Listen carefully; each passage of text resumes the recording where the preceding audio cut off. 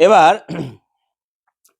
আমাদের পশ্চিমবঙ্গে এমনও অনেক মানুষ আছে যারা মূল নিবাসী ভারতবাসী কিন্তু অশিক্ষিত এবং গরিব।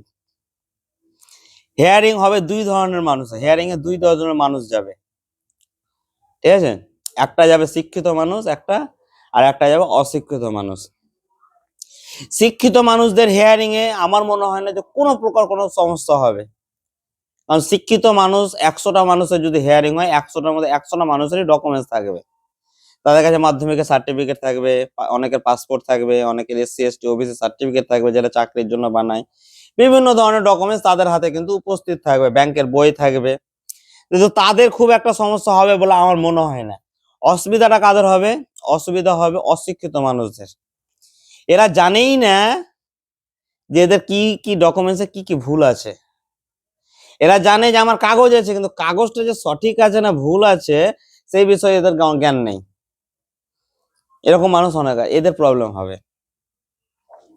এবার হেয়ারিং এ আপনার ধরেন নাম দেখালেন, হেয়ারিং এর ডকুমেন্টস কি কি লাগবে?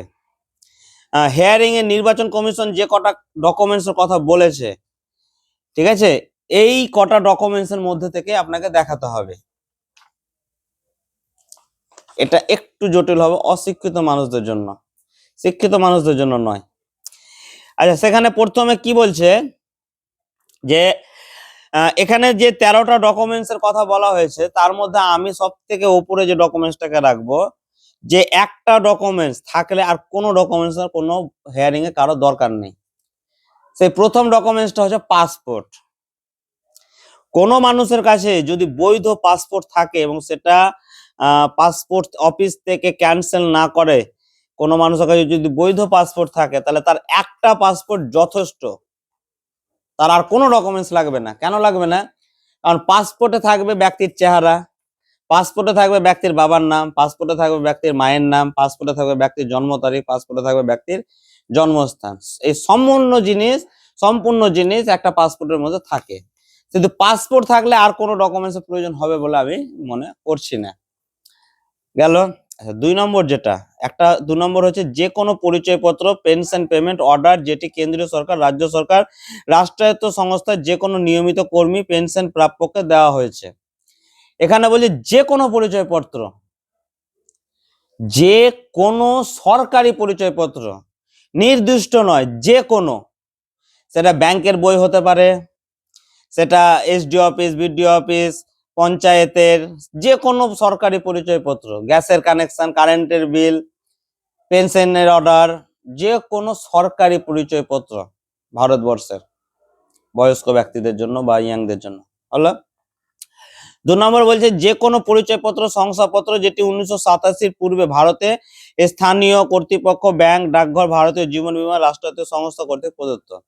এখানে বলছে 1987 সালের আগে আপনার বাবা বা মায়ের নামে বা আপনার নামে যদি ব্যাংকের বই, তারপরে ব্যাংকের বই, পোস্ট অফিসের বই, এলআইসির কাগজ, তারপরে যে কোনো ভারতের যে কোনো ব্যাংকের জিনিস, যে কোনো শংসাপত্র, এসসি এসটি ওবিসি যে কোনো কাস্টের শংসাপত্র, যে কোনো পরিচয়পত্র থাকলে সেটা আপনাকে রক্ষা করবে, ঠিক আছে?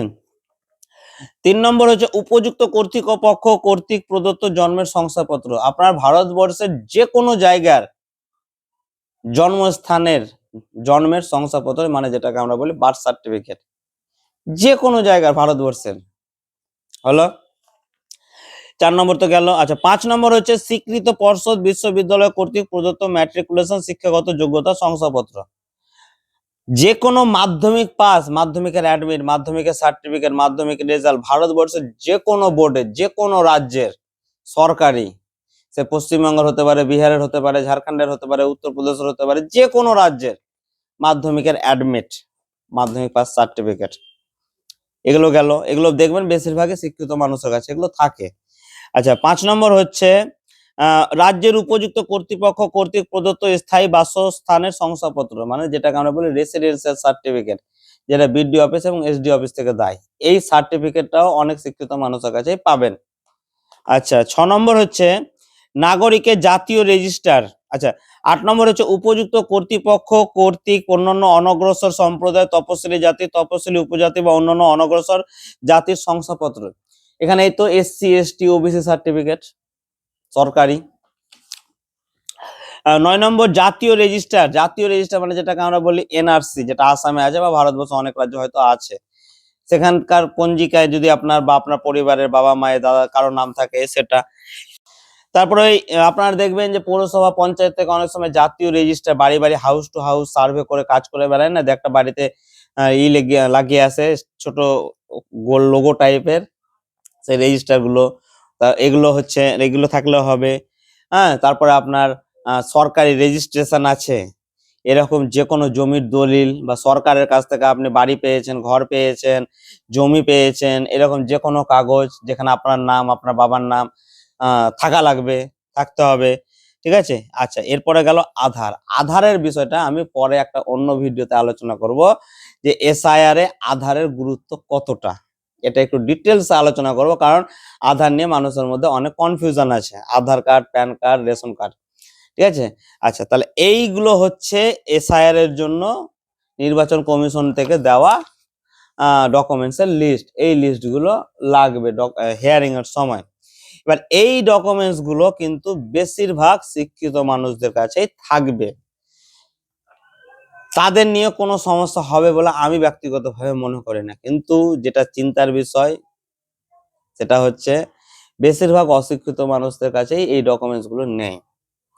তাদের জন্য কি কি লাগে তার জন্য, এবং অথচ ভারতীয়, তাদের জন্য কি ব্যবস্থা হবে সেই নিয়ে আমি আবার পরবর্তীতে একটা ভিডিওতে আপনাদের সামনে আলোচনা করব। ঠিক আছে। তাদেরও কিছু ব্যবস্থা আছে। ঠিক আছে। তাদের এই ডকুমেন্টস নেই, কিন্তু তাদের ছোট ছোট ডকুমেন্টস তাদের এই ডকুমেন্টস এর সমতুল্য কিছু কাজে দেবে এবং সেগুলো আইনত বৈধ। ঠিক আছে। তো ধন্যবাদ।